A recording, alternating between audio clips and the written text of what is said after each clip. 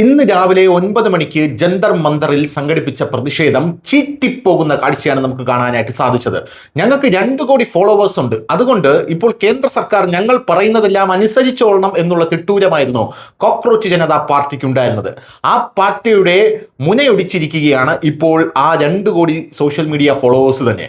ഇത് 50% പാകിസ്ഥാനിൽ നിന്നാണ് ഈ ഫോളോവേഴ്സ് വന്നത് എന്ന് പറഞ്ഞപ്പോൾ ആ പറഞ്ഞ ആൾക്കാരെ എല്ലാം തന്നെ ബൂമർ അമ്മാവന്മാരാക്കി ചിത്രീകരിച്ച് നിങ്ങൾക്ക് ജെൻസിയുടെ പൾസ് അറിയില്ല എന്ന് പറഞ്ഞ ആൾക്കാരായിരുന്നു കേരളത്തിലടക്കമുള്ളത്.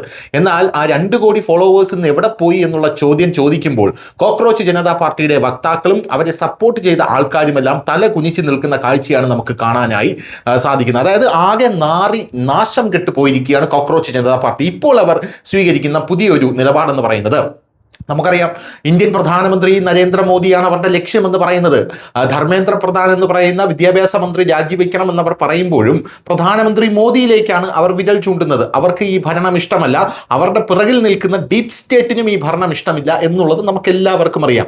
നരേന്ദ്രമോദി മാറിക്കഴിഞ്ഞാൽ ഇന്ത്യ മഹാരാജ്യം തുറന്നിട്ട അമ്പലം പോലെ അതിർത്തികളൊക്കെ തുറക്കപ്പെടും. പാകിസ്ഥാനിൽ നിന്ന് ബോംബ് വരും, ബംഗ്ലാദേശിൽ നിന്ന് ബംഗ്ലാദേശി വരും, അങ്ങനെ പല നേപ്പാളിൽ നിന്ന് കള്ളനോട്ട് വരും, അങ്ങനെ പല കാര്യങ്ങളുമായി നമ്മുടെ രാജ്യത്തെ ചിഹ്ന ഭിന്നമാക്കാൻ അവർക്ക് സാധിക്കും. ഇപ്പോൾ അത് സാധിക്കുന്നില്ല.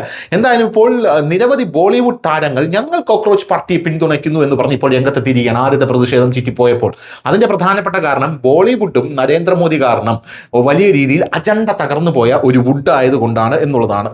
എന്തായാലും ബോളിവുഡ് താരങ്ങളെല്ലാം കോക്രോച്ച് ജനതാ പാർട്ടിയെ പിന്തുണയ്ക്കുന്നു എന്ന് പറഞ്ഞ് രംഗത്തെത്തുമ്പോൾ വലിയ ചിരിയാണ് ഉണ്ടാകുന്നത് എന്നുള്ള കാര്യത്തിൽ യാതൊരു സംശയവുമില്ല.